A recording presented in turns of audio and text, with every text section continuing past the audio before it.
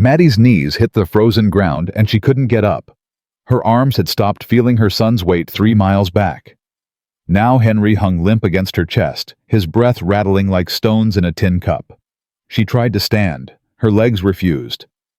"Please," she whispered to no one, to God, to the empty white, nothing stretching in every direction. "Please, not him. Take me, but not him." The wind swallowed her words. She curled around her boy and waited to die. If you want to see how one broken woman and one scarred rancher find something worth living for, subscribe now and stay with me until the end.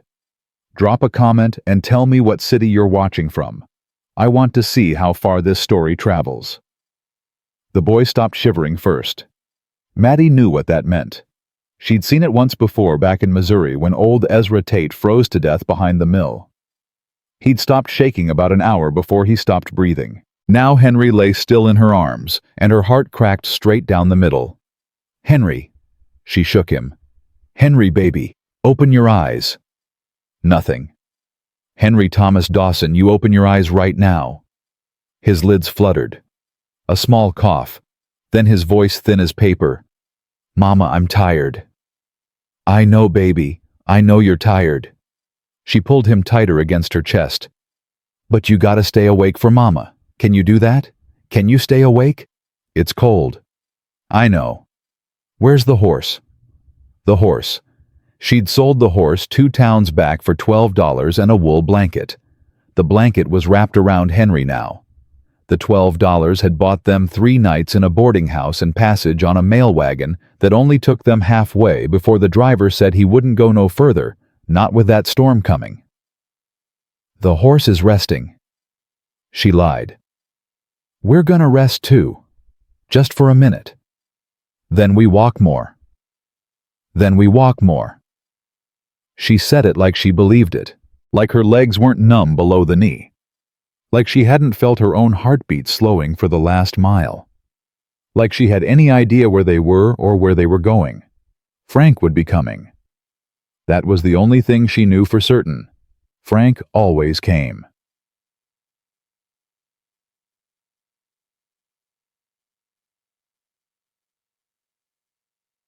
Three days earlier, she'd stood in the kitchen of the ranch house in Nebraska, staring at the blood on the floor. Her blood. From her lips split open against the edge of the table. Frank stood over her, breathing hard, his face red from whiskey and rage. "You think you can hide money from me? You think I don't know about that jar under the floorboards?" She didn't answer. Her tongue was thick with copper. 8 years. He grabbed her chin, forced her to look at him. 8 years I've fed you, clothed, you kept a roof over your head. And this is how you repay me, stealing. I wasn't. Don't lie to me. His hand came down again. She didn't flinch. She'd stopped flinching years ago. "That money belongs to me.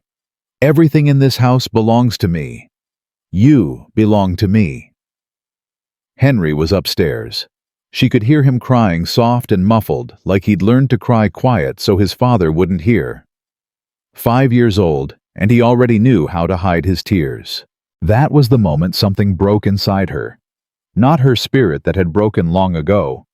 Something else. Something that had been holding her in place, keeping her obedient, keeping her alive. It snapped clean through. "I'm leaving," she said. Frank laughed. Actually laughed like she'd told him the funniest joke he'd ever heard. "You're what?" "I'm taking Henry, and I'm leaving." "And where exactly do you think you're gonna go?" He leaned close enough that she could smell the whiskey on his breath. "You got no money, no family, no friends. You got nothing, Martha.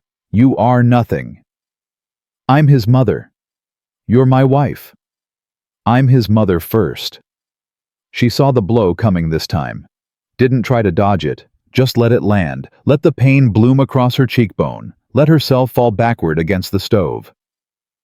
And while Frank stood there, chest heaving, satisfied with himself, she reached behind her back and closed her fingers around the handle of the cast-iron skillet. "Chantor." "Mama?" Henry's voice pulled her back. The memory dissolved into white snow sky, the endless nothing of the Wyoming plains. "I'm here, baby. I'm real tired." "I know. Close your eyes. I'll wake you when it's time to walk." It was a lie. They weren't going to walk anywhere. She could barely feel her own body anymore. The cold had crept in so deep it felt almost warm now, almost peaceful. Maybe that wasn't such a bad way to go. She'd gotten them out. That was something. 300 miles from Frank's ranch, 300 miles from that house that smelled like whiskey and fear. Even if they died here, at least they died free. At least Henry would never have to learn to cry quiet again. "Mama." "What is it, baby? Is Papa coming?" Her arms tightened around him. "No, Papa's not coming." "Promise?" "Promise." Another lie. Frank was coming. She knew it in her bones, the same way she knew the sun would rise tomorrow, the same way she knew her own name. Frank didn't lose. Frank didn't let go. Frank collected debts with interest, and she was the biggest debt he'd ever been owed. But Henry didn't need to know that. Henry just needed to sleep. "Close your eyes," she whispered. "I've got you." His breathing slowed. His small body relaxed against her chest. And Mattie Dawson, 28 years old, alone in the middle of nowhere, with a dying child in her arms, closed her own eyes and started to pray. She wasn't sure she believed in God anymore, but she prayed anyway. "Please, not him. Let me go if you have to, but please not him." The horse came out of nowhere.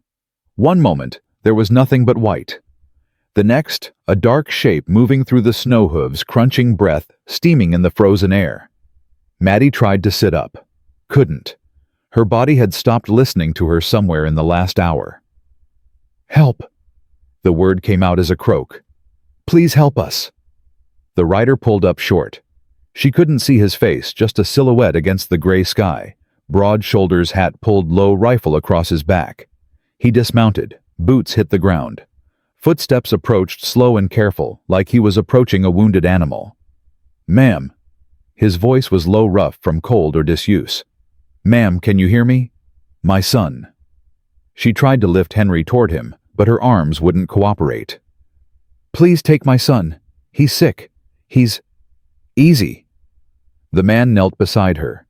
Up close she could see his face. Now dark eyes, jaw covered in stubble, a scar running from his left eye, down to his cheekbone. Not a young man, but not old either.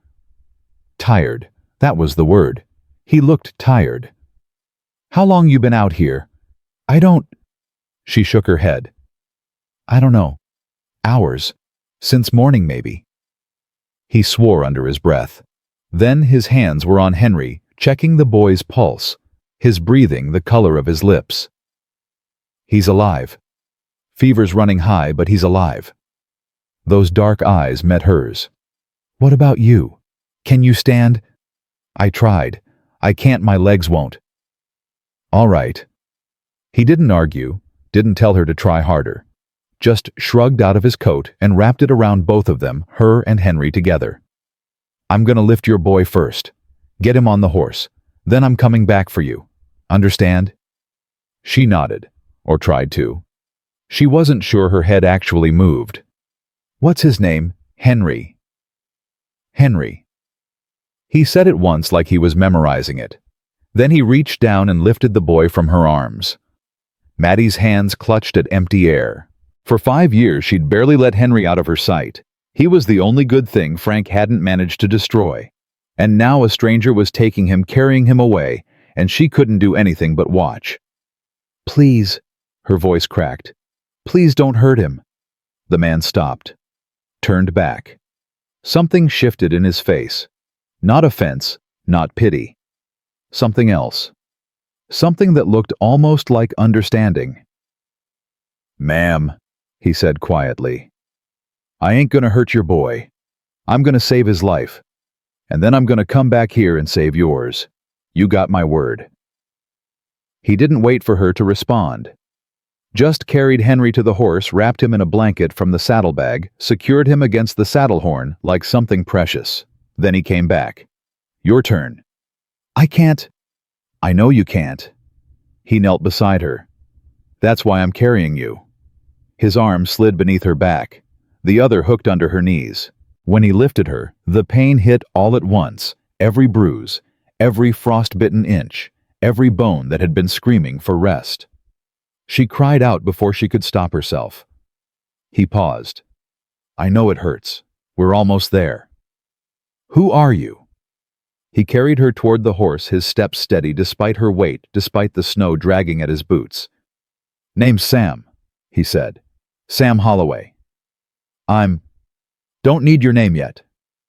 He lifted her onto the horse, settling her in front of Henry, so the boy was cradled between her back and his chest. You can tell me when we're somewhere warm. He mounted behind them, his body blocking the wind, his arms reaching around her to hold the reins. Where are we going? My ranch. It's about 3 miles east. I can't. She shook her head. I can't pay you. I don't have any money. Didn't ask for money. Then why are you helping us? He clicked his tongue. The horse started moving. For a long moment he didn't answer, then quiet enough that she almost missed it. Because somebody didn't help me once, and I swore I'd never be that person. She wanted to ask what he meant, but the warmth of his body, the rhythm of the horse, the exhaustion that had been waiting for days to claim her, it all crashed down at once. Her eyes closed. The last thing she heard was his voice, low and steady. I've got you, both of you. Just hold on. She woke to firelight and the smell of coffee. For one terrible moment, she thought she was back at Frank's ranch. The panic hit her like a fist. She sat up fast, heart-pounding hands reaching for Henry. Easy. That voice again. Low calm. Your boy's right here. She blinked. Focused. The room wasn't Frank's kitchen. It was smaller, rougher log walls, a cast-iron stove, a narrow bed beneath her. And in the corner, wrapped in blankets, Henry slept in what looked like a hand-built cradle. The man Sam sat at a small table, a cup of coffee in his hands. He watched her without speaking. How long? She asked. About 4 hours. You needed the rest. Henry. Fever broke an hour ago. I got some broth in him, got him warm. He's gonna be fine. She stared at him, waiting for the other shoe to drop, waiting for him to tell her what he wanted, what this was going to cost her, what she owed him now. He just sipped his coffee. You should eat something, he said. There's bread on the table, butter in the crock. I don't understand. What's to understand? You were freezing. I brought you inside, that's all. Nobody does that. Her voice came out harder than she intended. Nobody helps strangers for nothing. He set down his cup, met her eyes. There was no anger in his face, no offense, just that same tired understanding she'd seen before. Maybe not where you come from, he said. But this ain't where you come from. Not anymore. She didn't know what to say to that, so she said nothing. He stood. I'm gonna check on the horses. You eat. Rest. We can talk in the morning. He was halfway to the door when she spoke again. My name's Mattie. He stopped. Didn't turn around. Mattie Ellen Dawson, and that's my son Henry. A pause. Then, nice to meet you, Mattie. The door opened. Cold air rushed in. And then he was gone, leaving her alone with the fire and the sleeping child, and 100 questions she didn't have the strength to ask. She didn't sleep. Couldn't. Instead, she crept across the room to Henry's cradle, touched his forehead warm but not burning, and watched his chest rise and fall. Still alive, still breathing. She'd done it. She'd gotten him out.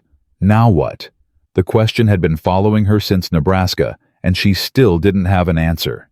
She had no money, no plan, no place to go. She didn't know a soul within 500 miles, and Frank was coming. She knew it like she knew her own heartbeat. 3 days, maybe 4, and he'd figure out where she went. He had money. He had men. He had a mean streak that ran deeper than any river she'd ever seen.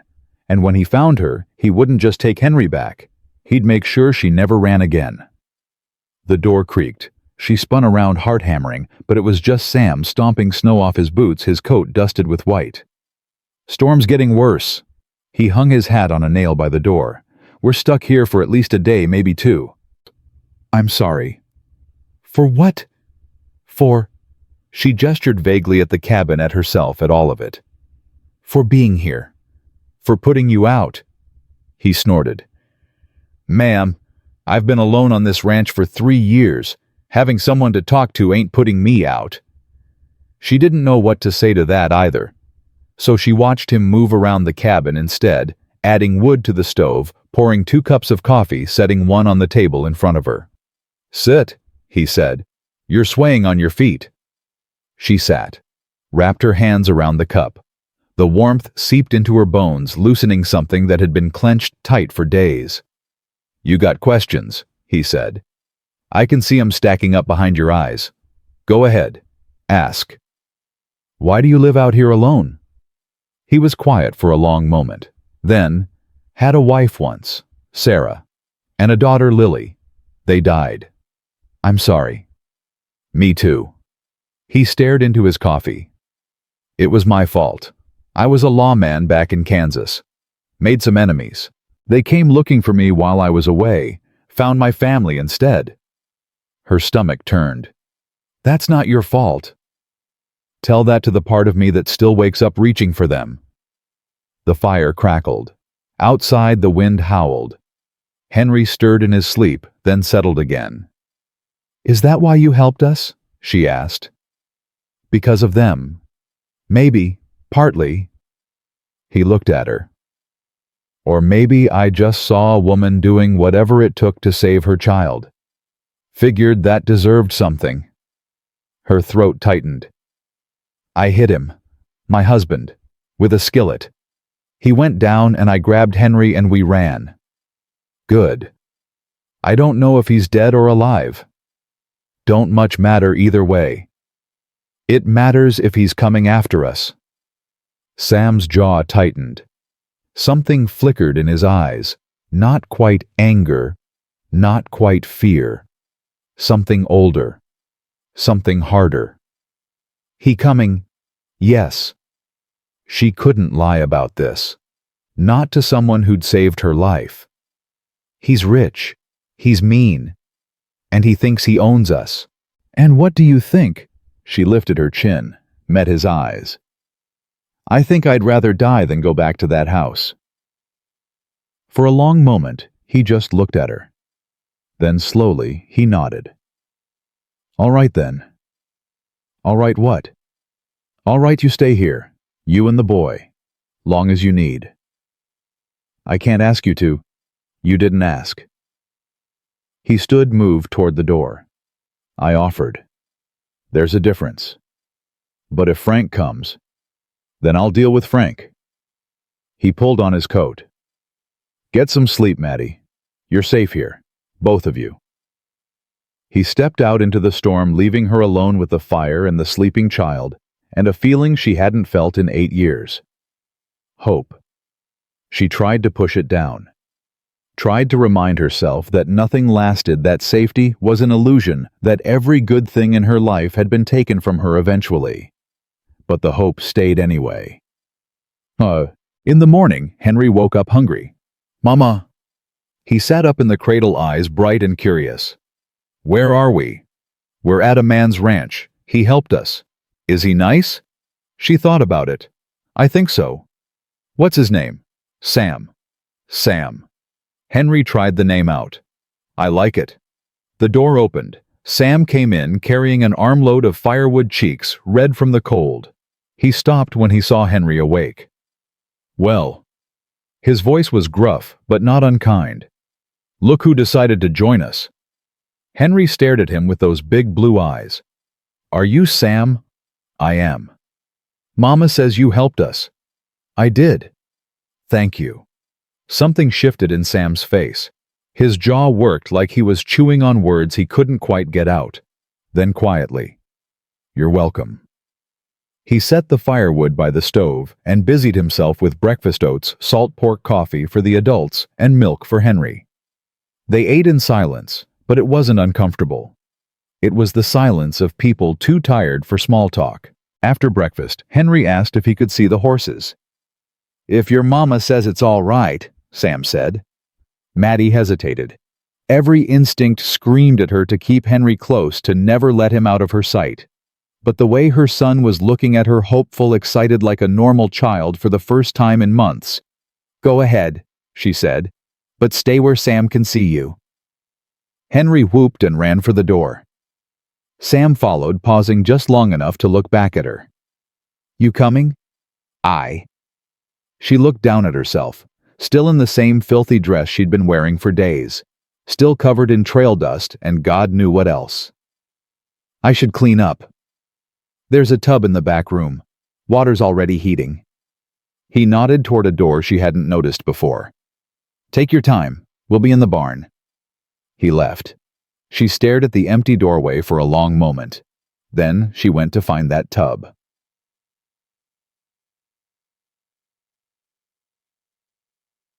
The water was warm, not hot, but warm enough. She sank into it with a groan, feeling muscles unclench that had been tight for weeks. She scrubbed her skin until it was pink, washed her hair twice, watched the water turn gray with dirt and fear, and everything she'd been carrying since Nebraska. When she climbed out, she found clean clothes folded on a chair, a man's shirt soft from washing, and a pair of trousers that would need a belt to stay up. Not exactly proper, but warm and clean. She dressed quickly, braided her wet hair, and went to find her son. They were in the barn, just like Sam had said. Henry was sitting on an overturned bucket, watching wide-eyed, as Sam brushed down a gray mare. "She's so big," Henry was saying. "What's her name?" "Doesn't have one. Everything should have a name." "That's so. Mama says it's important. She says names mean you matter." Sam's hand stilled on the brush. He looked at the boy, really looked like he was seeing something more than just a child. "Your mama's a smart woman." "I know." Henry tilted his head. "Can I name her?" "The horse." "Yeah." Another pause. Then, "Sure, kid. Why not?" Henry thought hard, his face scrunched in concentration. "Grace," he said finally. "Because she's graceful." Sam made a sound that might have been a laugh. "Grace it is." Mattie leaned against the barn door watching them. Her chest ached, but not from cold this time. From something else. Something she couldn't quite name. Sam looked up. Saw her. His eyes moved over her, the clean hair, the borrowed clothes, and something flickered across his face.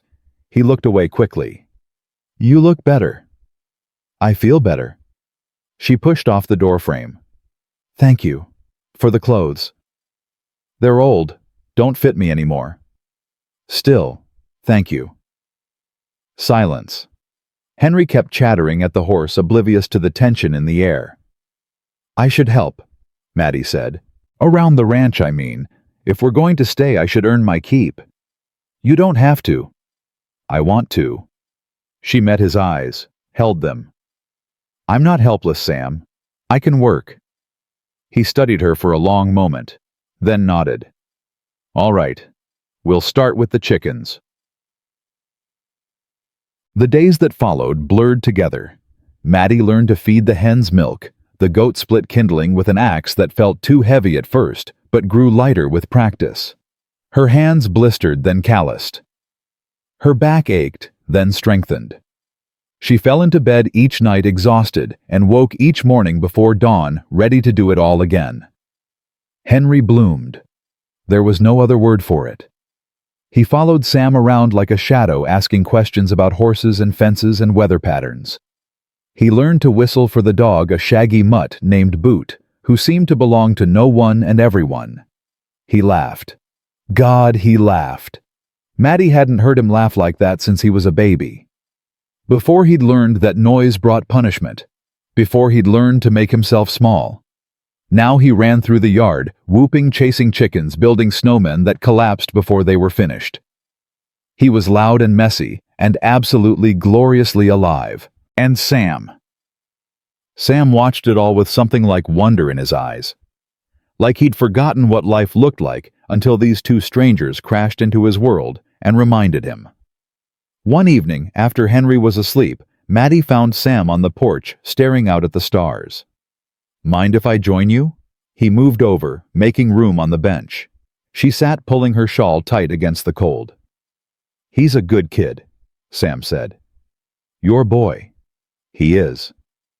"You did good with him." "I tried." She stared at her hands.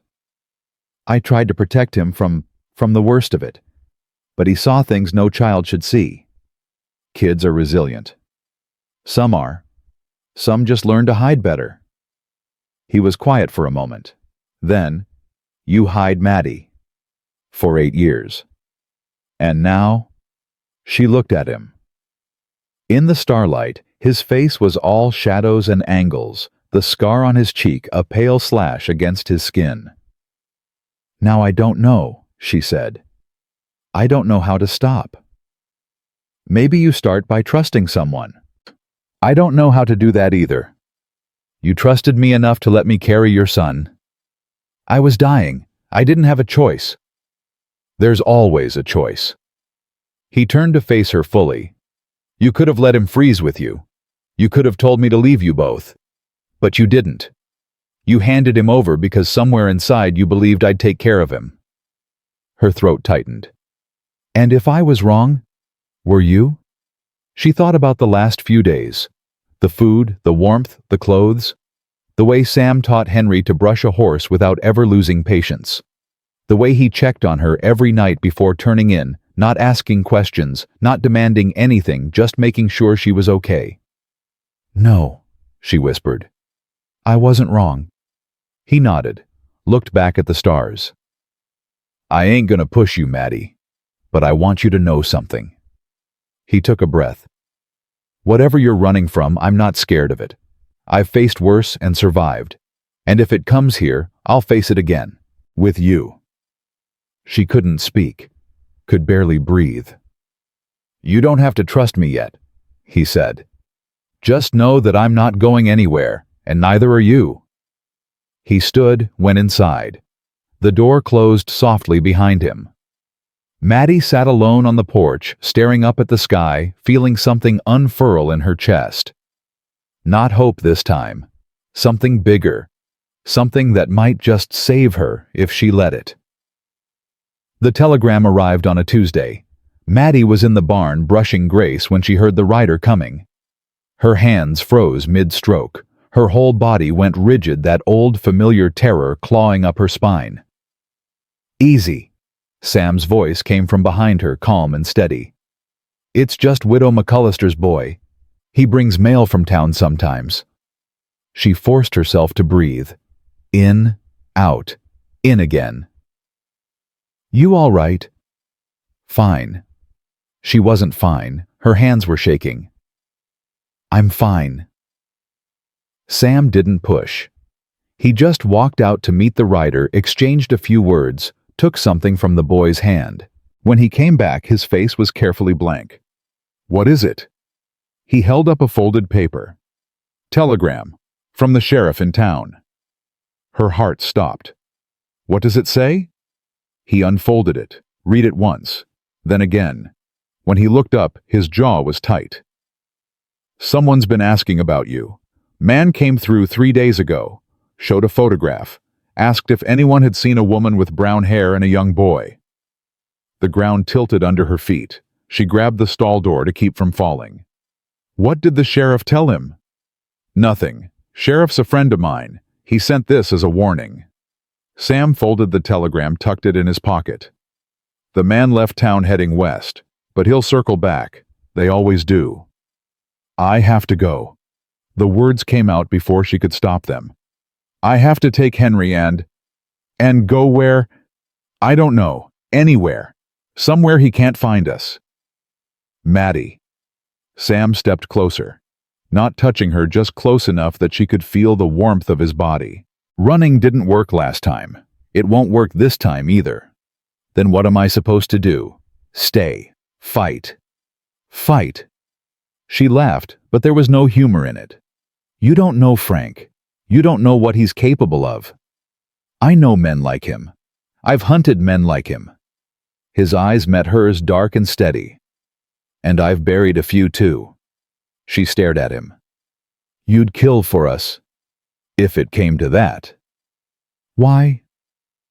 He was quiet for a long moment, then softly. Because you asked me my name that first night. Not what I wanted, not what you owed me. Just my name, like I was a person, not a transaction. Her throat closed up. Nobody's asked me that in 3 years, Mattie. Nobody's looked at me like I was worth knowing. He took a breath. So yeah, if some man comes here thinking he can take you and that boy back to whatever hell you escaped, I'll put him in the ground. And I won't lose a minute's sleep over it. She didn't know what to say, didn't know what to feel. The terror was still there, coiled tight in her chest, but something else was pushing against it now. Something that felt dangerously like faith. I'm scared, Sam. I know. What if you can't stop him? Then I'll die trying.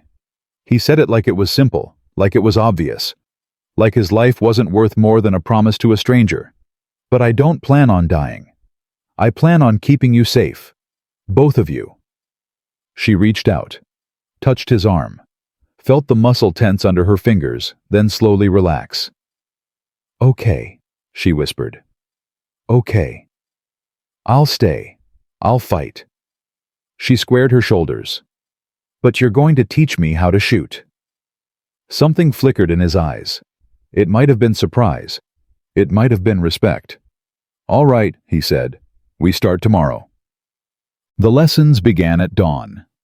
Sam handed her a rifle, his spare, a Winchester .73, that had seen better days, but still fired true.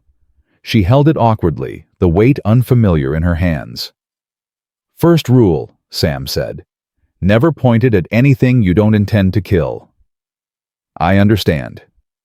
Second rule, when you pull that trigger you commit, no hesitation. Hesitation gets people killed. She nodded. Her palms were sweating despite the cold. Third rule. He stepped behind her, adjusting her stance, his hands firm but careful on her shoulders. Breathe. Shooting's about control, not force. She could feel his breath against her ear, could smell leather and pine, and something else, something that made her pulse quicken. Focus, she told herself. This isn't about him. This is about survival. See that fence post? Sam pointed. Hit it. She aimed, squeezed the trigger. The rifle kicked hard against her shoulder, and the shot went wide by 3 feet. Again. She fired again. Closer this time, but still not quite. You're flinching before you pull, anticipating the kick. He moved beside her. Watch. He raised his own rifle, aimed, fired. The fence post splintered dead center. See, no flinch. You trust the gun to do its job and you do yours. She tried again, and again. By the 10th shot her shoulder was aching and her ears were ringing, but she finally clipped the edge of the post. Better. Sam took the rifle from her hands. We'll practice every day until you can hit that post blindfolded. And if Frank comes before then you stay behind me and reload. He met her eyes. But you won't have to. You're a fast learner, Mattie. I can tell. She wasn't sure if that was true or if he was just being kind. But she wanted it to be true. Wanted to be the kind of woman who could protect her son, protect herself. Wanted to be more than just a woman who ran. That afternoon, Widow McCullister came calling. Mattie heard the wagon before she saw it, the creak of wheels, the snort of a tired mule. She tensed automatically, but Sam put a hand on her arm. It's Aggie. She's harmless. Mostly. The widow was a small woman, wiry and weathered with sharp eyes that missed nothing. She climbed down from the wagon with surprising agility for her age and marched straight up to the porch where Mattie stood. So you're the one. Aggie looked her up and down, not unkindly. The one Sam dragged in from the snow. Yes, ma'am. Aggie, nobody calls me ma'am, except folks trying to sell me something. She turned to Sam. You look less miserable than usual. That her doing? Sam's jaw tightened. She's a guest, Aggie. Uh-huh. Aggie turned back to Mattie. You got a name, girl? Mattie. Mattie Dawson. Dawson. Aggie repeated the name slowly like she was tasting it. You got people Mattie Dawson. No, ma'am. Just my son. The boy I've been hearing about. Henry, isn't it? Yes. Well. Aggie reached into the wagon and pulled out a basket covered with cloth. I brought bread. And some of my preserves. Figure you could use some real food instead of whatever slop Sam's been feeding you. Hey, Sam protested. Don't hey me. I've seen your cooking. It's a wonder you haven't poisoned yourself. Aggie thrust the basket at Mattie. Take it. And if you ever need to talk woman to woman, my place is just over the ridge. Can't miss it. Mattie took the basket, stunned. Thank you. I don't know what to say. Don't need to say anything. Aggie's sharp eyes softened. I know what it looks like when a woman's been through hell. And I know what it looks like when she's trying to find her way out. She patted Mattie's arm. You're doing fine, girl. Better than fine. She climbed back into the wagon, flicked the reins, and rattled off down the road without another word. Mattie stood there, clutching the basket, something warm and unfamiliar spreading through her chest. She's something else, she finally said. She's a pain in my ass, Sam muttered. But he was almost smiling. Come on, let's see what she brought. The bread was still warm. They ate it with butter and honey sitting at the small table, while Henry played with wooden blocks on the floor. How long have you known her? Mattie asked. Aggie, since I moved out here. She showed up the second day with a pie and a list of everything I was doing wrong. Sam shook his head. Wouldn't leave until I fixed the fence she said was crooked. It wasn't crooked. Was it? Maybe a little. Mattie smiled. It felt strange on her face, like her muscles had forgotten how. She lost her husband 15 years ago, Sam continued. Raised 5 kids on her own after that. Buried 2 of them before they turned 20. She's tough as old leather and twice as stubborn. She was kind to me. She sees something in you. He looked at her. So do I. Mattie's breath caught. Sam. I'm not asking for anything. He held up a hand. I just want you to know. Whatever you think you are, whatever he told you that you were, it ain't true. You're stronger than you know. I don't feel strong. Strength ain't about feeling. He leaned forward. It's about getting up when every part of you wants to stay down. It's about carrying a sick child through a blizzard when your body's giving out. It's about sitting here right now, eating bread, trying to build a life, when the easiest thing would be to give up. Her eyes burned. She looked away, blinking hard. You're strong, Mattie. You just ain't had anyone to tell you. She couldn't speak. Could barely breathe past the lump in her throat. Mama? Henry's voice broke the moment. Can I have more bread? She laughed a wet, shaky sound and reached for the loaf. Of course, baby. Come here. Henry scrambled into her lap, grabbing for the bread with sticky fingers. She held him close, breathing in the smell of his hair, letting his warmth anchor her. When she looked up, Sam was watching them both with something unreadable in his eyes. He looked away before she could name it. That night she couldn't sleep. The wind had picked up, rattling the shutters, whistling through cracks in the walls. Every sound made her jump. Every shadow looked like Frank. She lay in the narrow bed staring at the ceiling, her mind racing with all the ways this could end badly. Finally, she gave up, threw off the blankets, crept to the main room. Sam was awake. She found him sitting by the stove, cleaning his rifle by lamplight. He looked up when she entered. Can't sleep. No. She sat across from him, pulling her shawl tight. Keeps playing in my head. What happens when he finds us? What do you see? Him winning. Him taking Henry. Him. She stopped, swallowed hard, finishing what he started. That ain't gonna happen. You can't know that. No. He set down the rifle. But I can make damn sure it doesn't. How? By being ready, by not letting him catch us off guard. He leaned forward. Tell me about him. Everything. What he looks like, how he thinks, what makes him tick. The more I know, the better I can fight him. She didn't want to talk about Frank. Didn't want to give him space in this cabin, in this new life she was trying to build. But Sam was right. Knowledge was power. So she talked. She told him about Frank's temper, how it ran hot and fast, how he broke things when he was angry, furniture, dishes, bones. She told him about his drinking, how he got mean after the fourth whiskey, meaner still after the sixth. She told him about his pride, how he couldn't stand to be challenged, how any defiance was met with swift and brutal punishment. She told him about the night she'd left, the skillet, the blood, Frank's body hitting the floor. You don't know if he's dead, Sam said when she finished. No. But you think he is? I don't know. She rubbed her arms. I hit him hard. There was so much blood. But I didn't stay to check. I just grabbed Henry and ran. Smart. It didn't feel smart.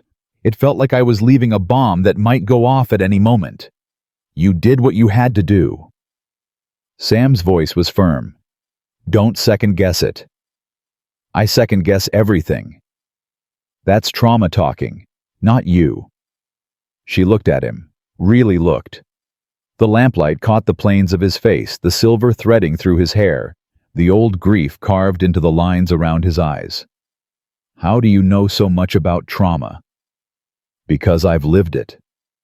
He picked up the rifle again, resumed cleaning. After Sarah and Lily died, I didn't speak for 6 months, not a word. Just worked the ranch, drank too much, wished every night that I'd been the one to die instead. What changed? Nothing changed. I just got tired of wishing. He looked at her. Grief doesn't end, Mattie. It just gets quieter. And eventually you start to hear other things again. Hope, want, the need to keep living even when you don't know why. Do you still miss them? Every day. His voice was soft. But I've made room for other things too. Things I didn't think I'd ever want again. The air between them felt heavy, charged. Like something was shifting, rearranging itself into a new shape. What kind of things? She whispered. He didn't answer. Just looked at her with those dark, tired eyes. You should get some sleep, he finally said. We've got a long day tomorrow. She nodded, stood, made it halfway to the bedroom before turning back. Sam. Yeah. Thank you for listening. For not judging. Nothing to judge. He met her gaze. You survived. That's all that matters. She went to bed. But sleep was still a long time coming. The next morning, Dr. Elijah Crane rode in. Mattie recognized the type immediately educated, careful, with the kind of steady hands that came from years of practice. He had gray at his temples and circles under his eyes, but his smile was genuine when Sam introduced them. Heard you had a boy with fever, Crane said, setting down his bag. Thought I'd check on him. He's better now. Good, but let me take a look anyway. Fever in winter can hide deeper problems. Mattie led him to Henry, who submitted to the examination with wide-eyed patience. Crane checked his throat, his ears, his chest. Strong heartbeat, clear lungs. Whatever he had, it's past. Crane looked at Mattie. You kept him warm. As warm as I could. That's what saved him. He began packing his bag. Children his age, the cold's usually what kills them, not the fever itself. I know. She'd known that every mile of the journey, every step through the snow. Crane paused, looked at her more closely. Mind if I examine you too? I'm fine. Ma'am, I've been doctoring for 30 years. I know what fine looks like, and you ain't it." She started to protest, but Sam's voice cut in from the doorway. "Let him check you, Mattie. For Henry's sake, if not your own." She couldn't argue with that. Crane's examination was thorough but gentle. He checked her pulse, her breathing, her pupils.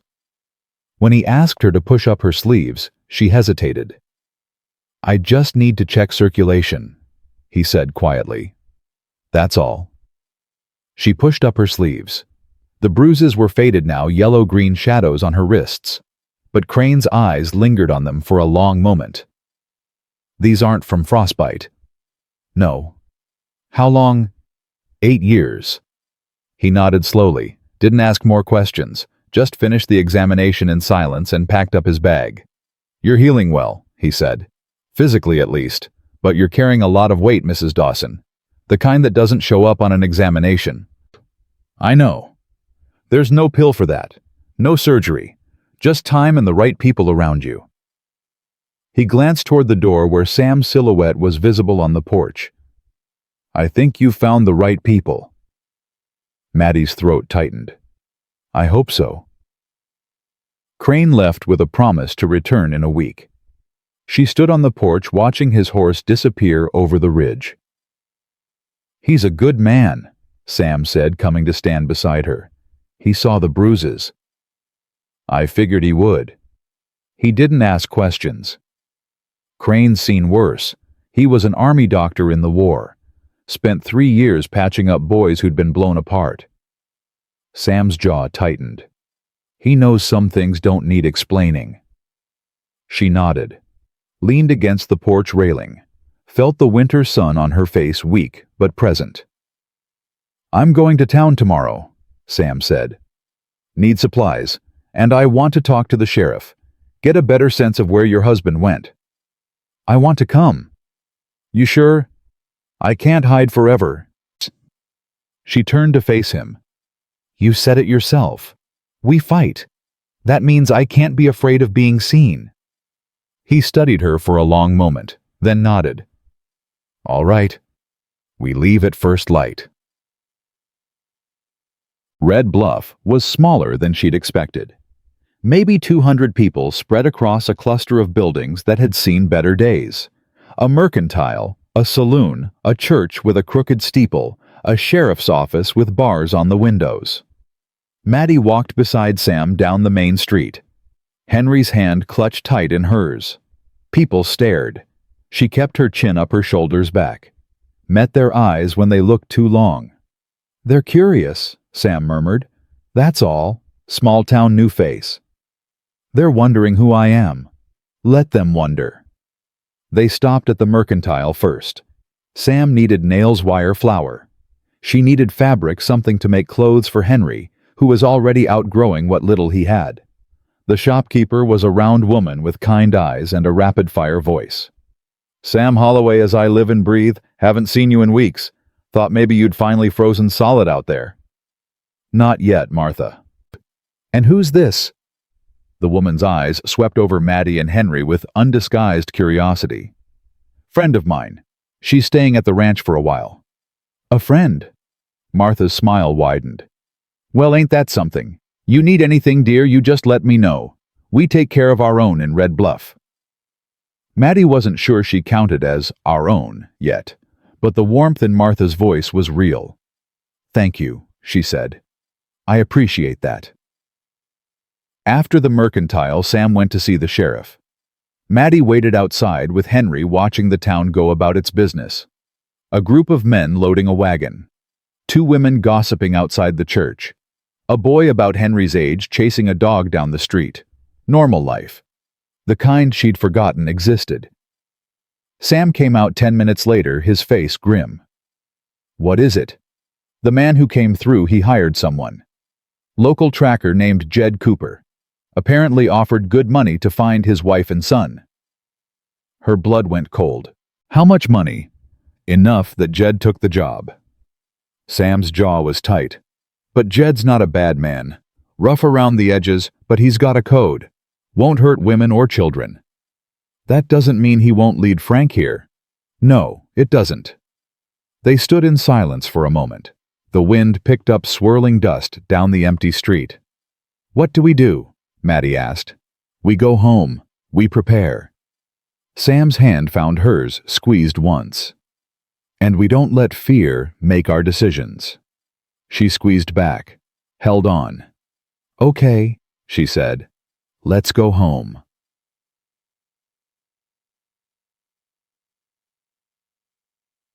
The ride back was quiet. Henry fell asleep against her chest, lulled by the rhythm of the wagon. Sam drove with his eyes on the horizon rifle within reach. Halfway home he spoke. "I want to show you something, tomorrow after chores." "What is it?" "Something Sarah used to love." He didn't look at her. "I haven't been there since she died, but I think it's time." "Sam, you don't have to." "I want to." His voice was rough. "I want you to see it." She didn't push, just sat beside him as the wagon rolled on. When they reached the ranch, she climbed down and carried Henry inside. By the time she'd tucked him in, Sam was already unloading supplies. She went back out to help. They worked in comfortable silence until everything was put away. "Get some rest," Sam said. "Big day tomorrow." "Sam?" "Yeah." She crossed the space between them, rose on her toes, pressed a kiss to his cheek, quick light barely there. "Thank you," she whispered. "For everything." He stood frozen, his hand half raised, eyes wide with something that looked like wonder. "Good night, Mattie." "Good night, Sam." She went inside. Her lips tingled where they'd touched his skin. Behind her, she heard him let out a long, shaky breath. She smiled all the way to bed. She woke to the sound of Sam's boots on the porch. Mattie sat up, heart pounding, but the footsteps were calm, unhurried. Not danger, just routine. She let out a breath and swung her legs over the side of the bed. Henry was still asleep, curled like a comma under the blankets. She watched him for a moment, the way his chest rose and fell, the peaceful flutter of his eyelids. He'd stopped having nightmares 3 days ago. Small victory, but it felt enormous. She dressed quickly and stepped outside. Sam stood at the edge of the porch, coffee in hand, watching the horizon. The sky was just starting to lighten that pale gray that came before dawn. "You're up early," she said. "Couldn't sleep." He didn't look at her. "Kept thinking about what I promised to show you today. We don't have to go if you're not ready."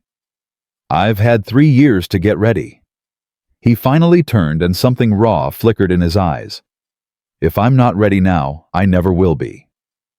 She wanted to touch him, wanted to close the distance between them and put her hand on his arm, his face anywhere. But she held back. He'd tell her when he needed her. "I'll get Henry breakfast," she said. "Then we can go." He nodded, drained his coffee, went to saddle the horses. They rode out an hour later. Henry sat in front of Sam on the gray mare Grace, as he still insisted on calling her, chattering about the clouds and the birds and whether horses could understand what people said. "I reckon they understand more than they let on," Sam said. "Really?" "Sure. Grace here knows when I'm upset. She gets real gentle, like she's trying to make me feel better." "That's nice." Henry patted the horse's neck. "I think she likes you."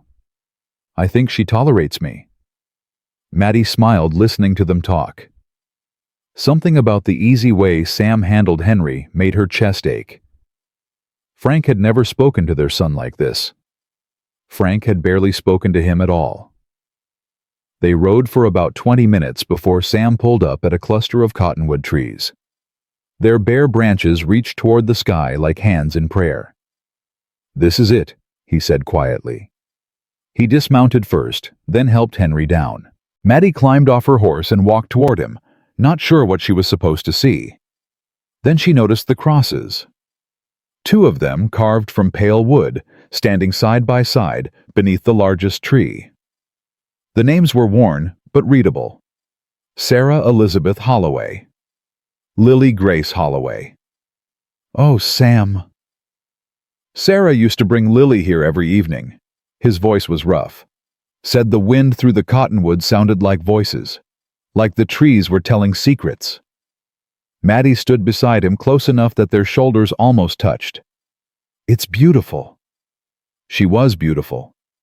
He stared at the graves. Lily had her eyes. Same color, same spark.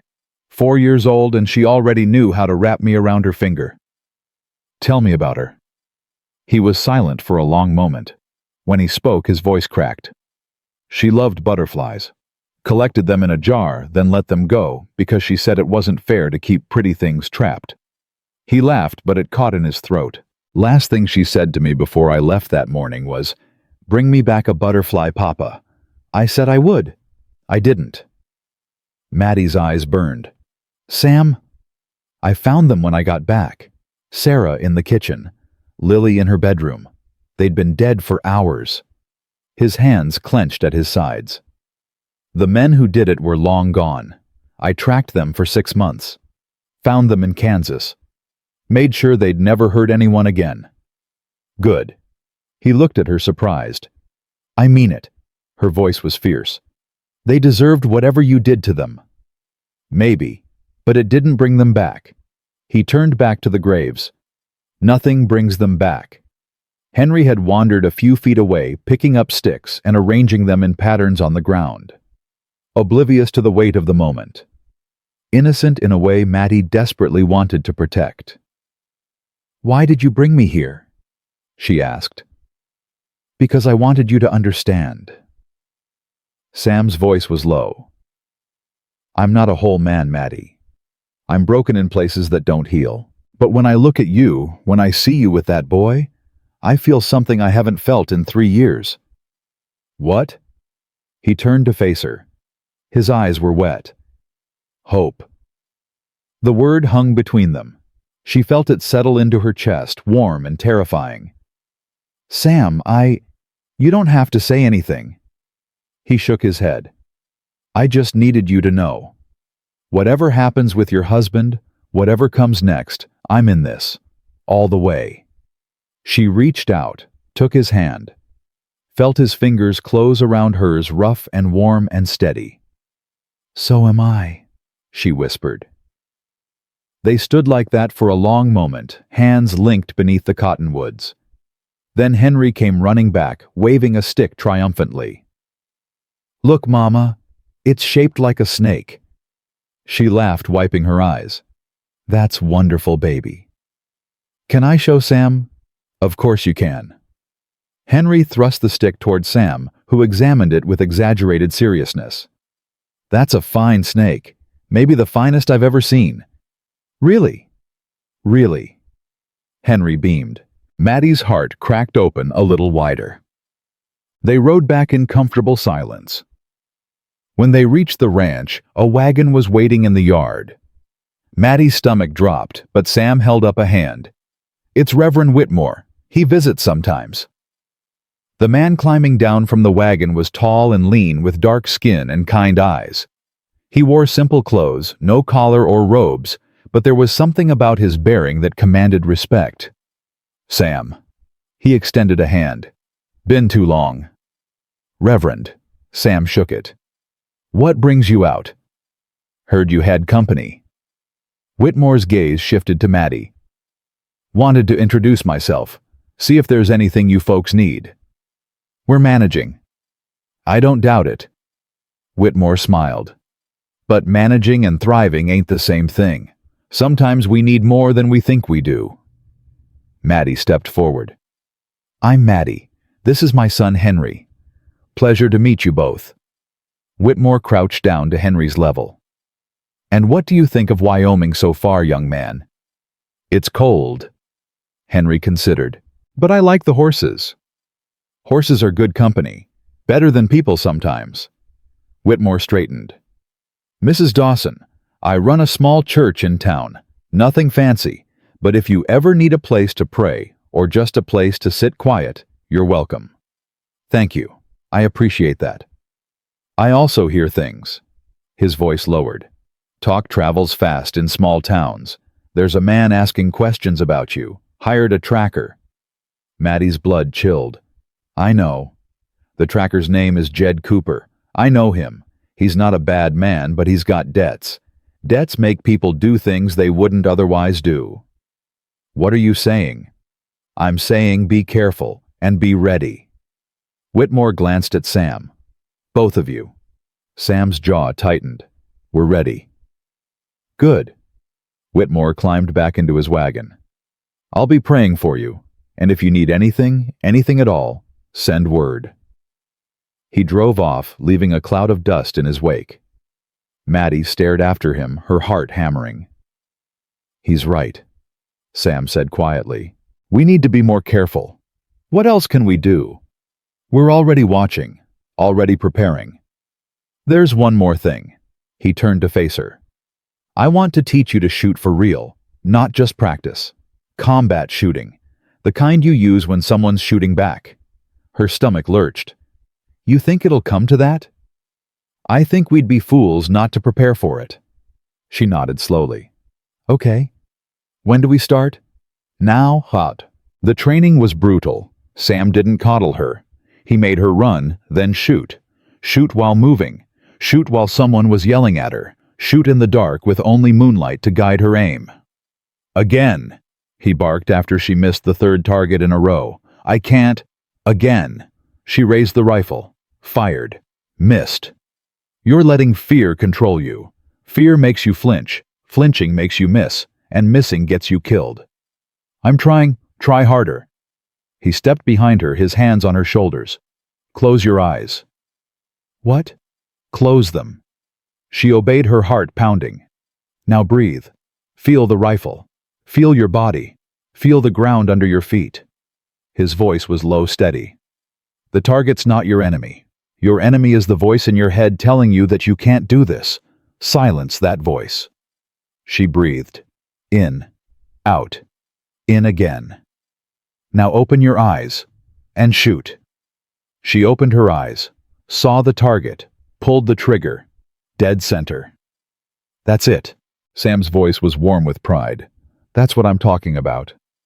She lowered the rifle, hands shaking. I did it. You did. Now do it again. By sunset, she could hit the target 8 times out of 10. Her shoulder was bruised, her ears were ringing, and her whole body ached. But she felt something she hadn't felt in years. Power. You're a natural, Sam said, as they walked back to the house. I had a good teacher. You had the skill already. I just helped you find it. She stopped walking, turned to face him. Sam. Yeah. Thank you. For believing in me when I didn't believe in myself. He studied her for a long moment, then reached out and tucked a strand of hair behind her ear. Easy thing to believe in, he said softly. Her breath caught. His hand lingered on her cheek. The world narrowed to just the two of them standing in the fading light. Then Henry's voice cut through the moment. Mama Sam, I'm hungry. They both laughed, the tension breaking like a fever. Coming, baby, Mattie called. But as they walked toward the house, their shoulders brushed, and neither of them moved away. That night, Mattie dreamed of Frank. She was back in the kitchen in Nebraska. The skillet was in her hand. But this time, when she swung, she missed. And Frank was laughing, grabbing her wrists, slamming her against the wall. You really thought you could leave me? His face was inches from hers. You're nothing, Martha. Nothing without me. Let me go. Never. His grip tightened. You belong to me, you and the boy. And when I find you, and I will find you, I'm going to make you watch while I teach him what happens to people who run. She screamed, thrashed, tried to break free. Mattie! Her eyes flew open. Sam was leaning over her, his hands on her shoulders, his face tight with concern. You're safe. You're here. It was just a dream. She was gasping, drenched in sweat. Her heart felt like it was trying to break through her ribs. I couldn't. I know. Sam pulled her close, wrapped his arms around her. But he's not here. He can't hurt you here. She buried her face in his chest, breathing him in. Leather. Pine. Safety. I'm so scared, Sam. I know you are. What if he finds us? What if I can't protect Henry? Then I'll protect you both." His voice was fierce. "I swore it and I meant it. No one's taking you anywhere. Not while I'm breathing." She clung to him, felt his heartbeat against her cheek. Steady, strong, real. "Stay," she whispered. "Just for tonight. Please." He hesitated, then nodded. "Okay." He lay down beside her above the blankets, keeping a careful distance. But when she reached for his hand, he took it. They fell asleep like that, fingers intertwined. In the morning, Henry found them and crawled into bed between them, complaining about the cold. None of them mentioned it, but something had shifted, something that couldn't be undone. 3 days later, Jed Cooper rode into Red Bluff. Mattie was at the Mercantile when it happened. She'd gone alone. Sam had protested, but she'd insisted. She couldn't hide forever, couldn't let fear dictate her every move. She was choosing fabric for a new dress for herself, something small, something normal, when she heard the voices outside. Looking for a woman. Brown hair. Young boy with her. Her blood turned to ice. "Don't know anyone like that," Martha the shopkeeper was saying. "We get a lot of folks passing through. This one didn't pass through. She stopped somewhere close, I can feel it." Mattie pressed herself against the wall, heart hammering. Through the window she could see him, tall, rough-looking, with a scar on his chin and cold eyes that swept the street like a predator scanning for prey. Jed Cooper. "If you hear anything," he said, "there's $50 in it for you. The man she left wants her back, says she stole from him." "I'll keep my ears open." Cooper nodded and walked away. Mattie stayed frozen until his footsteps faded. Martha appeared in the doorway. "You all right, dear?" Mattie couldn't speak, could barely breathe. "That man," Martha said quietly, "he's been here before, works for money, not morals, but he's got lines he won't cross." She paused. "You're the woman he's looking for, ain't you?" Mattie's silence was answer enough. "I didn't tell him nothing, won't tell him nothing." Martha's voice was firm. "Sam Holloway's a good man. If he's protecting you, there's a reason. And that's enough for me." "Thank you," Mattie whispered. "Don't thank me yet. Just be careful. Cooper's patient. He'll wait until you make a mistake." Martha pressed the fabric into her hands. "No charge. Now go home and stay there." Mattie didn't argue.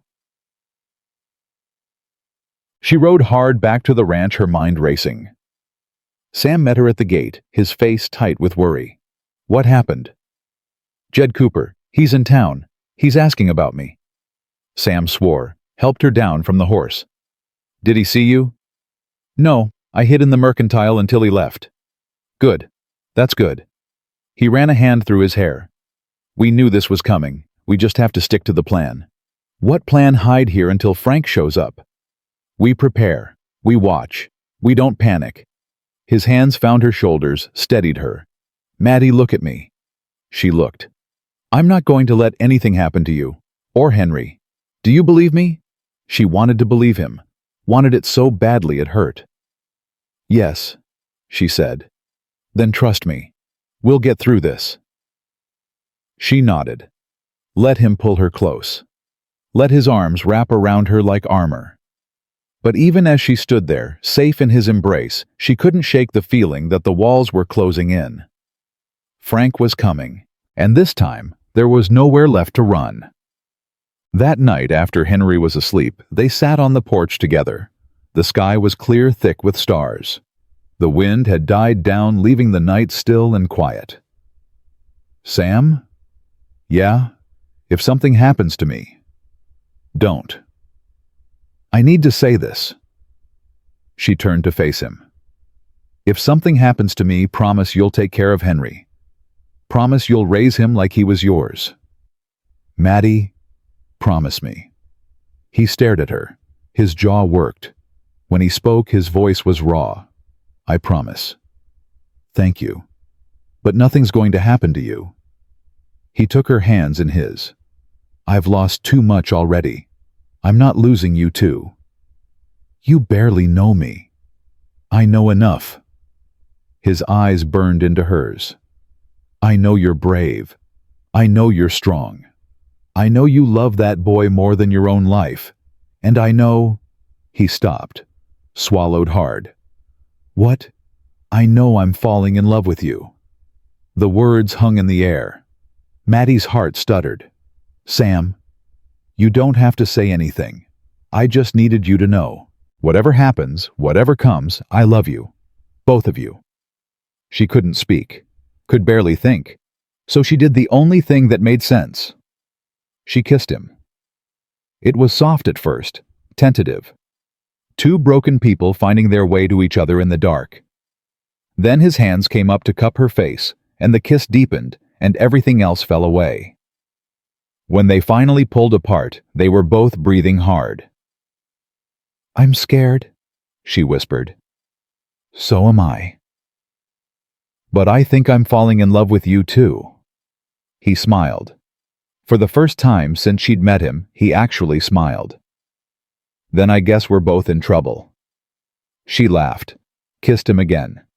Somewhere in the distance, a coyote howled. But for this one moment, the world felt safe. The peace lasted exactly 4 more days. Mattie was in the barn brushing Grace when Boots started barking. Not his usual lazy warning bark, this was different. Sharp. Urgent. The kind of bark that meant danger. She dropped the brush and ran to the door. 3 riders were coming up the road. Her heart stopped. She knew that silhouette. Knew the way he sat in the saddle, heavy and entitled, like the world owed him something. Even from this distance, she could feel his presence like a bruise. Frank. Sam? Her voice cracked. Sam. He was already coming, rifle in hand, face hard as stone. He must have seen them from the house. Get inside, he said. Take Henry to the back room. Lock the door. I'm not hiding. Mattie? He grabbed her arm, his grip tight but not painful. I need to know you're safe. I can't focus if I'm worrying about you and the boy. Please. She wanted to argue, wanted to stand beside him like she'd promised. But Henry was inside, and Henry came first. Always. Don't you dare die, she said fiercely. Wasn't planning on it. She ran for the house, scooped Henry off the floor he was playing with blocks oblivious, and carried him to the back room. Closed the door. Locked it. Mama! Henry's voice was small. What's happening? Nothing, baby. We're just playing a game. What kind of game? The quiet game. She pressed her finger to her lips. Whoever stays quietest wins. Henry nodded solemnly. He was good at quiet. He'd learned that skill the hard way. Mattie pressed her ear to the door and listened. Thud. Outside, Sam stood on the porch, rifle across his chest. The riders pulled up at the edge of the yard. 3 men. The one in front was fat and red-faced, sweat staining his collar despite the cold. Frank Dawson. Sam had never seen him before, but he knew the type. Entitled. Cruel. The kind of man who measured his worth by what he could control. The other 2 were harder to read. One was young, nervous, his hand twitching near his holster. Hired muscle, probably. Cheap. The third was different. Tall, lean, with a scar on his chin and eyes that saw everything. Jed Cooper, the tracker. Afternoon, Frank called out, his voice thick with false friendliness. Looking for someone. Woman and a boy. Heard they might have come this way. Lot of people come this way, Sam said. Don't keep track of all of them. This one you'd remember. Frank's smile didn't reach his eyes. Pretty thing. Brown hair, nervous disposition. She's my wife. Ran off a few weeks back with my son. Your son? That's right, my property, you might say? Frank laughed at his own joke. All I want is to bring them home. Make sure they're safe. Seems to me a woman who runs that far don't want to be found. Frank's smile flickered. She's sick, in the head, doesn't know what's good for her. And you do. I know she belongs with me." Frank's voice hardened. "Now I'm being real polite here, but my patience ain't unlimited. You got my wife and son in that house, and I want them back." Sam didn't move, didn't blink. "I don't know your wife," he said, "and I don't know your son. But I do know one thing." "What's that?" "You're not welcome here. Turn around and ride out, and I'll forget you ever came." Silence stretched between them. The young gunman shifted nervously. Jed Cooper stayed absolutely still, his eyes locked on Sam. Then Frank laughed. A cold, ugly sound. "Boys," he said, "I think this man needs a lesson in hospitality." The young gunman went for his pistol. Sam was faster. The shot cracked across the yard, and the gunman's hat flew off his head. He froze hand halfway to his holster. "Next one goes between your eyes," Sam said calmly. "Your choice." The gunman looked at Frank. Frank's face had gone purple with rage. "You think you can threaten me? You know who I am." "I know exactly what you are." Sam's voice was ice. "A coward who beats women and children. A bully who buys loyalty because he can't earn it. A man so small he has to make everyone around him smaller just to feel tall." Frank's hand dropped to his belt. "I'll kill you for that." "You're welcome to try." Sam raised the rifle. "But I've buried better men than you, and I'll sleep just fine after I bury you too." The air crackled with tension. Nobody moved. Nobody breathed. Then Jed Cooper spoke. "Frank." His voice was quiet but firm. "We should go." "What?" "This ain't worth dying over. Not today." "I'm not leaving without my wife." "Yes, you are." Cooper's eyes met Sam's. Something passed between them, recognition maybe. Respect. "Come back with the law. Do it proper. But this—" He gestured at the standoff. "This ends with bodies. And I didn't sign up for that." Frank stared at him, outraged. "I'm paying you. You're paying me to find them. I found them." Cooper turned his horse. "What happens next is between you and whoever's got a badge. I'm done." He rode away without looking back. Frank watched him go, his face twisted with fury. Then he turned to Sam. "This ain't over." "I reckon it's not. I'll be back, with marshals, with warrants, with every legal right to take what's mine." "You do that." Sam's finger stayed on the trigger. "But if you set foot on my property again without a badge, I'll put you down like the rabid dog you are." Frank's eyes burned with hatred. Then he wheeled his horse around and rode off, the nervous gunman trailing behind him. Sam didn't lower the rifle until they were specks on the horizon. Mattie burst out of the house the moment it was safe. "Sam?" She ran to him, threw her arms around him. "Are you hurt? Did they—" "I'm fine." His arms came around her, holding tight. "They're gone. For now." She pulled back, searched his face. "He'll come back. You hurt him." "I know." "What do? We prepare." His jaw was set. "And we make sure that when he does come back, we're ready." Henry appeared in the doorway, his small face pale. "Mama, who were those men?" Mattie's heart broke. She went to him, knelt down, took his hands. "Just some people who got lost, baby. Sam sent them away." "Were they bad people?" She hesitated, then nodded. "Yes, but they're gone now, and Sam's going to make sure they don't come back." Henry looked at Sam. His eyes were serious, older than his years. "You promise?" Sam walked over, crouched beside them both. "I promise," he said. "Nobody's going to hurt you or your mama. Not while I'm here." Henry studied him for a long moment. Then slowly he nodded. "Okay." He reached out and took Sam's hand. "I believe you." Something cracked in Sam's face. His eyes went wet. He squeezed the boy's hand like it was the most precious thing he'd ever held. "Good," he said roughly, "because I meant it." That night, none of them slept. Mattie sat by the window watching the road. Sam paced, checking the doors, the windows, the rifles. Henry curled up on the bed pretending to sleep, but opening his eyes every time there was a noise. "We should leave," Mattie said finally. "Take Henry and go somewhere Frank can't find us." "Where you tried running once. It didn't work." "Then what? We just wait here until he comes back with an army." "No." Sam stopped pacing. "We fight, but we do it smart." "How?" "I've still got friends in Kansas. Marshals. Men who owe me favors." He sat across from her. "Frank wants to play it legal fine. We play it legal too. We get testimony. We get evidence. We prove he's unfit to be anywhere near you or that boy. And if that doesn't work, then we do it the other way." His voice was cold. "But one way or another, he's not taking you back." Mattie stared at him.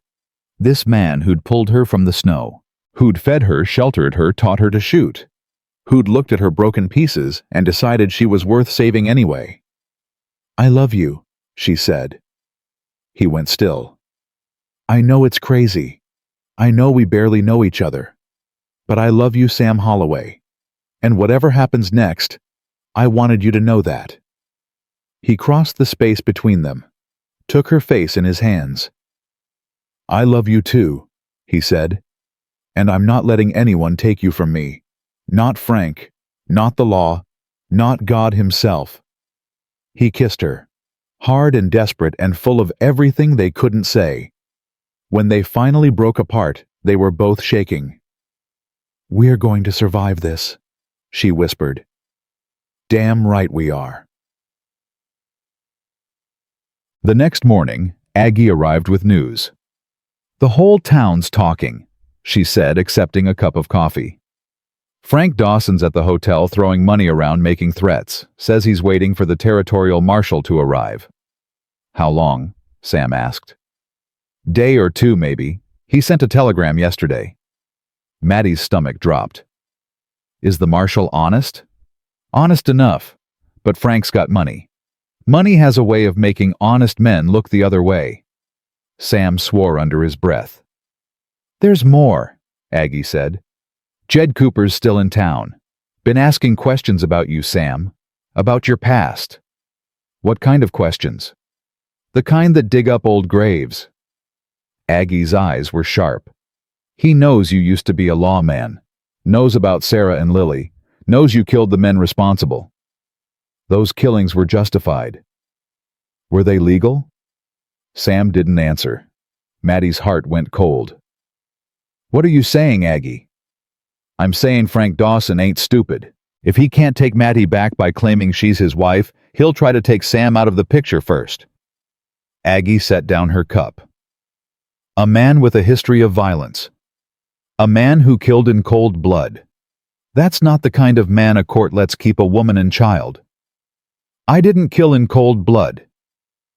"Doesn't matter what really happened. Matters what can be proved." Aggie stood. "You need help, Sam. Real help. Not just an old woman with a sharp tongue." "I'll handle it." "Will you?" She fixed him with a hard stare. "Your pride almost got you killed once. Don't let it happen again." She left without another word. Mattie turned to Sam. "What did she mean about your pride?" He was quiet for a long moment. "After Sarah and Lily died, he finally said, I went after the men who killed them alone. Didn't ask for help, didn't want it. Thought I could handle everything myself." "What happened?" "I nearly died. Took a bullet to the leg that still aches when it rains. Would have bled out in a ditch if a stranger hadn't found me." His jaw tightened. Aggie's right. Pride's a luxury we can't afford. "So what do? "We ask for help." He grabbed his hat. "I'm riding to town. There's a man there, Reverend Whitmore. He's got connections I don't. Maybe he can find us a lawyer, someone who can stand up to Frank's money." "I'm coming with you." "Mattie, I'm done hiding." She grabbed her shawl. "Whatever happens, we face it together." He looked at her for a long moment, then nodded. All right, but stay close, and bring the pistol I gave you. She touched the gun at her hip, felt its weight, its promise. I'm ready. Red Bluff was tense when they arrived. People watched from doorways. Conversations stopped mid-sentence. The air itself seemed to hold its breath. Sam led her straight to the church. Whitmore was inside sweeping the floor. He looked up when they entered. Sam, Mrs. Dawson? He set the broom aside. I've been expecting you. We need help, Sam said. Frank Dawson's calling in the law, trying to take Mattie and Henry back legally. I heard. Whitmore's face was grave. He's also spreading rumors. Says you kidnapped his wife. Says you're holding her against her will. That's a lie. I know it's a lie. But lies have a way of becoming truth when enough money backs them up. Is there anything we can do? Whitmore thought for a moment. There's a lawyer in Cheyenne, Abraham Wells. Used to work for the territorial government before he got tired of playing politics. He's helped women in situations like yours before. Can he help us? If anyone can, it's him. Whitmore wrote something on a scrap of paper. I'll send a telegram today, but Mattie, his eyes met hers. You need to be prepared. The law isn't always kind to women who leave their husbands, even husbands like Frank Dawson. I know. Do you? Because if this goes to court, they'll ask questions, hard questions, about your marriage, about what happened in that house, about why you stayed as long as you did. I stayed because I had no choice. Her voice was steady. I stayed because he told me every day that I was nothing, that no one would believe me, that I had nowhere to go. She lifted her chin. I was wrong, and I'm done being afraid of the truth. Whitmore studied her, then smiled. Good, he said. Hold on to that fire. You're going to need it. They were leaving the church when Jed Cooper stepped out of the shadows. Sam's hand went to his rifle. Mattie froze. Easy. Cooper held up both hands. I'm not here to fight. Then what do you want? To talk. His eyes flicked to Mattie. To her. Anything you have to say, you can say to both of us. Cooper nodded slowly. Fair enough. He lowered his hands. I've been watching Frank Dawson for 3 days now, watching how he talks to people, how he treats the folks serving him at the hotel, how he talks about you, ma'am. Mattie said nothing. I've tracked a lot of people in my life. Runaways, criminals, folks who just wanted to disappear. Most of them had reasons. Good reasons, bad reasons didn't matter to me. Job's a job. Cooper's jaw tightened. But I've never tracked a woman who looked as scared as you did when I first saw your photograph. And I've never worked for a man I hated as much as I hate Frank Dawson. What are you saying? I'm saying I'm done working for him. Cooper met her eyes. And if it comes to a trial, if they need someone to testify about what kind of man Frank really is, I'll do it. Sam's grip on his rifle loosened slightly. Why? Because I've got a daughter. Cooper's voice cracked. She's 12, lives with her mother in Missouri, and every time I look at that boy of yours... He stopped, swallowed hard. I couldn't live with myself if I helped put him back in that man's hands. Mattie's eyes burned. Thank you. Don't thank me yet. Frank's still got money, still got power. This ain't over by a long shot. Cooper tipped his hat. But when the time comes, you'll have at least one voice on your side. He walked away, disappearing into the town as quietly as he'd appeared. Sam let out a breath. Well, didn't see that coming. Neither did I. Maybe there's hope after all. Mattie looked at him. At this man who'd given her everything, who'd shown her that strength wasn't about never falling, it was about getting back up. There's always hope, she said. I forgot that for a while, but I'm remembering now. They rode home as the sun began to set. Henry was waiting on the porch with Aggie, who'd stayed to watch him. He ran to Mattie the moment she dismounted. "Mama, you're back." "I'm back, baby." She held him tight. "I'll always come back." That night after Henry was asleep, Mattie found Sam on the porch. "He's coming," she said. "Frank, the marshal, all of it." "I know." "Are you scared?" "Terrified." He looked at her. "But I've been scared before. Didn't stop me then. Won't stop me now." She sat beside him, took his hand. "Whatever happens tomorrow," she said, "I want you to know these weeks with you have been the happiest of my life. Don't talk like that. I'm not saying goodbye. I'm saying thank you." She squeezed his hand. "For saving me. For saving Henry. For showing me what love is supposed to feel like." He pulled her close, pressed his lips to her forehead. "We're going to win this," he said. "And when we do, I'm going to marry you. Proper. In front of God and everyone." "Is that a proposal?" "It's a promise." She smiled against his chest. "Then I accept." They sat there together watching the stars. Tomorrow would bring the fight of their lives. But tonight they had each other. And that was enough. The marshal arrived at noon. Mattie heard the horses before she saw them. 3 riders coming up the road moving slow and official. Her hands went cold. "They're here," she said. Sam was already at the door, rifle in hand, but he didn't raise it. Not this time. "Stay inside with Henry," he said. "Let me handle this first." "Sam, trust me." She nodded, pulled Henry close, watched through the window as Sam stepped onto the porch. The lead rider wore a star on his chest. Territorial marshal. Older man, gray-bearded, with eyes that had seen too much to be easily fooled. Behind him rode Frank Dawson, smug and satisfied. And behind Frank, a younger deputy with a nervous expression. "Sam Holloway," the marshal called out. "That's me. I'm Marshal Thomas Garrett. Got a complaint here, says you're holding a woman and child against their will." "That's a lie." "Then you won't mind if we come in and ask the lady herself." Sam didn't move. "The lady can speak for herself, but she'll do it out here where everyone can hear." Frank's face reddened. "Now wait just a minute. Mr. Dawson." Garrett's voice was sharp. "I'll handle this." He dismounted, walked toward the porch. Sam held his ground. "I know who you are, Holloway," Garrett said quietly. "Know what you did in Kansas. Know why you're out here alone.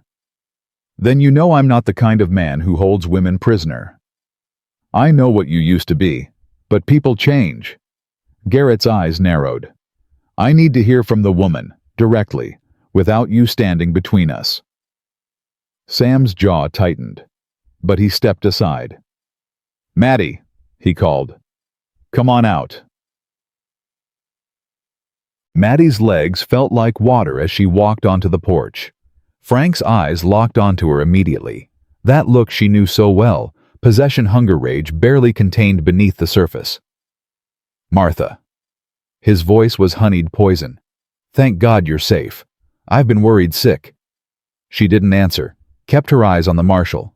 "Ma'am." Garrett tipped his hat. "I'm here to ask you some questions. You don't have to be afraid. Just tell me the truth." "I'm not afraid." "Good." He pulled out a small notebook. "Mr. Dawson here claims you're his wife. That true?" "Yes." "He claims you ran away from home with his son. That true?" "I ran away from him, with my son." Frank sputtered. "She's confused." "Mr. Dawson, I asked you to be quiet." Garrett's voice was iron. "Ma'am, why did you run?" Mattie took a breath. This was it, the moment she'd been dreading, the moment she'd been preparing for.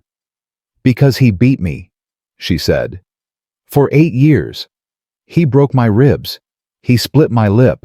He told me every day that I was worthless, that no one would ever believe me, that I deserved everything he did to me." "That's a lie." Frank's face was purple. "She's lying to protect him." "I'm not done." Mattie's voice cut through his protests like a blade.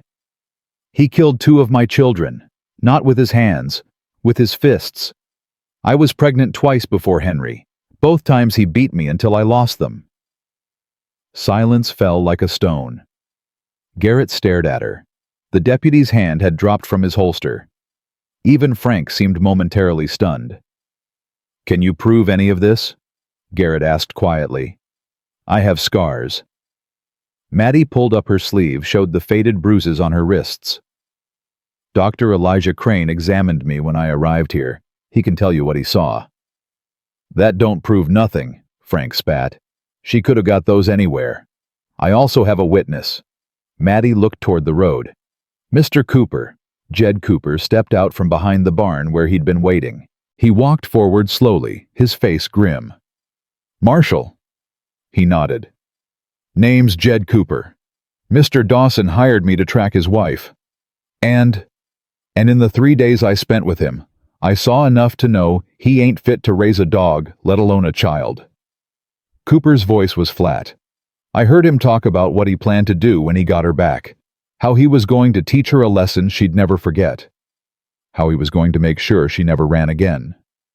"You son of a—" Frank lunged at Cooper. The deputy grabbed him, held him back. "Let me go." "He's lying. They're all lying." "Mr. Dawson." Garrett's voice was deadly calm. "You're going to want to control yourself." Frank struggled for another moment, then went still, breathing hard, his eyes wild with fury. Garrett turned back to Mattie. "Ma'am, is there anything else you want to tell me?" "Yes." She lifted her chin. "I'm not going back. Not today. Not ever. And if the law says I have to, if the law says my son has to go back to that man, then the law is wrong." Garrett studied her for a long moment. Then he closed his notebook. "Mr. Dawson," he said, turning to Frank, "I'm not going to force this woman to return with you." "What?" "You can't. She's my wife. She's a human being. And from what I've seen and heard today, you've got no legal or moral claim to her." Garrett's voice hardened. "Furthermore, I'm going to recommend that the territorial court look into your conduct. If even half of what these folks say is true, you've got bigger problems than a runaway wife." Frank's face went white, then red, then purple. "You'll regret this," he hissed. "All of you. I'll make sure, Mr. Dawson." Garrett stepped closer. "I've been a lawman for 30 years. I've faced down outlaws, murderers, men who'd kill you soon as look at you. And not one of them scared me as much as men like you men who hurt the people they're supposed to protect and hide behind the law to do it." He leaned in close. "If I ever hear your name again, if I ever hear you've come within 100 miles of this woman or this child, I will personally make sure you spend the rest of your miserable life in a cell. Do I make myself clear?" Frank opened his mouth, closed it. "I said, do I make myself clear?" "Yes." The word came out strangled. "Good." Garrett stepped back. "Deputy, escort Mr. Dawson back to town. Make sure he gets on the next stage out of the territory." "Yes, sir." The deputy grabbed Frank's arm. Frank shook him off but didn't resist. He mounted his horse, turned to look at Mattie one last time. "This isn't over," he said. "Yes, it is." Sam's voice was quiet but absolute. "And if you ever forget, that I'll be happy to remind you." Frank's lips curled, but he had nothing left to say. He rode away without looking back. Mattie's knees gave out. Sam caught her before she hit the ground, held her close while she shook. "It's over," he murmured. "You did it. It's over." "I can't believe—" She was laughing and crying at the same time. "He's gone. He's actually gone. He's gone." Marshal Garrett approached, hat in hand. "Ma'am, I owe you an apology." She looked up. "For what?" "For not believing you sooner. For making you prove what should have been obvious." His voice was heavy with regret. "The law doesn't always protect the people who need it most. But today, I hope we got it right." "You did." Mattie wiped her eyes. "Thank you." "Don't thank me. Thank yourself." He nodded to Sam. and thank this man here for having the sense to fight for you." He mounted his horse, tipped his hat, and rode off toward town. Jed Cooper lingered by the fence. "Mr. Cooper?" Mattie walked toward him. "I don't know how to thank you." "Don't need thanks." His voice was gruff. "Just needed to do the right thing for once. Your daughter, the one in Missouri." Mattie touched his arm. "She'd be proud of you today." Something flickered in Cooper's eyes. He looked away, blinking hard. "Maybe." He cleared his throat. "You take care of that boy, Mrs. Dawson. He's got a good mother." "I will." He mounted his horse and rode away. Henry came running out of the house. "Mama, is the bad man gone?" Mattie scooped him up, held him tight. "Yes, baby, the bad man's gone. Forever. Forever." Henry's arms wrapped around her neck. "Good. I didn't like him." "Neither did I, baby. Neither did I." That night they celebrated. Aggie came over with pie. Dr. Crane brought a bottle of whiskey he'd been saving for a special occasion. Even Martha from the mercantile showed up with a basket of fresh bread. "Word travels fast," she said with a wink. "The whole town's talking about how you stood up to that man." Mattie felt her cheeks flush. "I just told the truth. Sometimes that's the bravest thing a person can do." They ate and drank and laughed until Henry fell asleep in Mattie's lap. One by one, the guests said their goodbyes. Finally, it was just Sam and Mattie sitting by the fire, Henry curled between them. "I meant what I said," Sam murmured. "About marrying you." "I know. Is that still something you want?" She looked at him. This man who'd saved her life, who'd given her a home, a future, a reason to believe again. "More than anything." He smiled. For the second time since she'd known him, he actually smiled. "Then let's do it. Tomorrow." "Tomorrow." "Why wait?" He took her hand. "We've both spent too much time waiting, waiting to heal, waiting to be ready, waiting for permission to be happy." His eyes were bright. "I'm done waiting, Mattie. I want to start living." Her throat closed up. She couldn't speak, so she kissed him instead. They married at sunset. Reverend Whitmore performed the ceremony. Aggie was the witness. Henry stood beside them, clutching a fistful of wildflowers he'd picked that morning. There was no fancy dress, no church, no crowd, just two broken people standing under the cottonwood trees, promising to put each other back together. "Do you, Samuel James Holloway, take this woman to be your wife?" "I do." "Do you, Martha Ellen Dawson, take this man to be your husband?" "I do." "Then by the power vested in me by the territory of Wyoming, I pronounce you husband and wife." Whitmore smiled. "You may kiss the bride." Sam pulled her close. The kiss was soft, tender, full of everything they'd survived to reach this moment. When they broke apart, Henry tugged at Sam's sleeve. "Does this mean you're my pa now?" Sam crouched down, looked the boy in the eye. "Only if you want me to be." Henry thought about it for a long moment, then nodded. "I want you to be." Sam's face crumpled. He pulled Henry into his arms, holding him like he'd never let go. "Then that's what I am," he said roughly. "From now on. That's what I am." Mattie watched them, her son, her husband, and felt something she'd forgotten existed. Peace. Spring came slow and sweet. The snow melted. The creek behind the barn filled with rushing water. The cottonwoods began to bud their branches, reaching toward the warming sky. Mattie planted a garden. Tomatoes, beans, squash. Henry helped her dig the rows, his small hands covered in dirt, his laughter ringing across the yard. Sam fixed the fence, built a new chicken coop, started talking about adding a room to the house. "For the baby," he said. Mattie had blushed. "We don't even know if—" "We will." He'd kissed her forehead. "I've got a feeling." She'd stopped arguing, started hoping instead. Aggie visited every week, bringing gossip and advice in equal measure. Dr. Crane came by monthly to check on everyone's health. Martha sent supplies from town whenever anyone was heading their direction. They'd built a community, a family, a life. One afternoon, Mattie found Sam standing by the cottonwoods, looking at the graves. "You all right?" she asked. "Yeah." He reached for her hand. "Just thinking. About Sarah and Lily. About all of it." He turned to face her. "I spent 3 years believing I'd never be happy again, believing I didn't deserve to be, and then you showed up. I nearly died in your yard. And I nearly let myself die in my own house." His eyes were wet.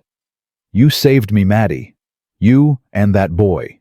You saved me. We saved each other." He pulled her close.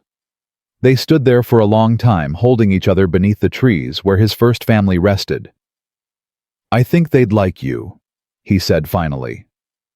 "Sarah and Lily. I think they'd be glad I found you." "I hope so. I know so." He kissed her temple. "Come on. Henry's probably terrorizing the chickens again."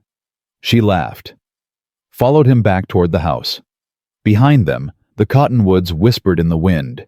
It sounded like voices, like secrets, like blessing. That summer, a letter arrived from Missouri. Jed Cooper had written to say he'd gone home, made peace with his daughter, started over. "Thought you'd want to know," he wrote. "What happened in Wyoming changed things for me. Made me remember who I used to be, who I wanted to be. Turns out it's never too late to become that person again."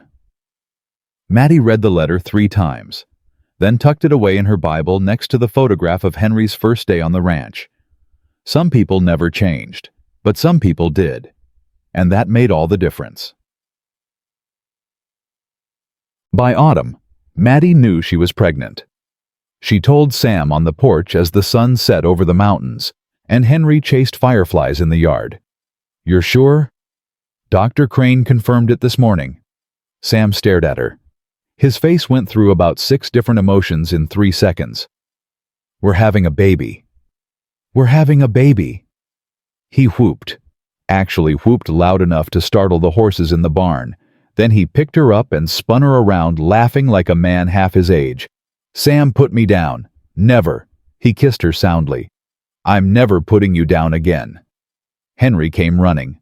"What's happening? Why are you spinning, Mama?" Sam set Mattie down, grinning.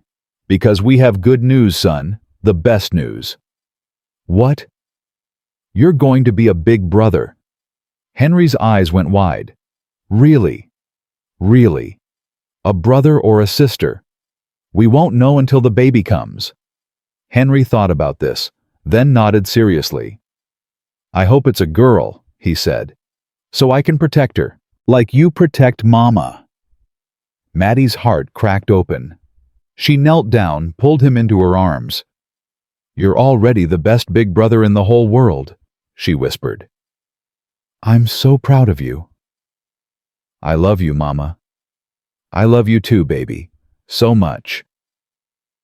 Sam watched them, his eyes bright with tears he didn't bother to hide. This was his family now. These were his people, and he would protect them until his last breath. The baby came in spring, a girl. They named her Sarah after the woman Sam had loved and lost. Lily was her middle name.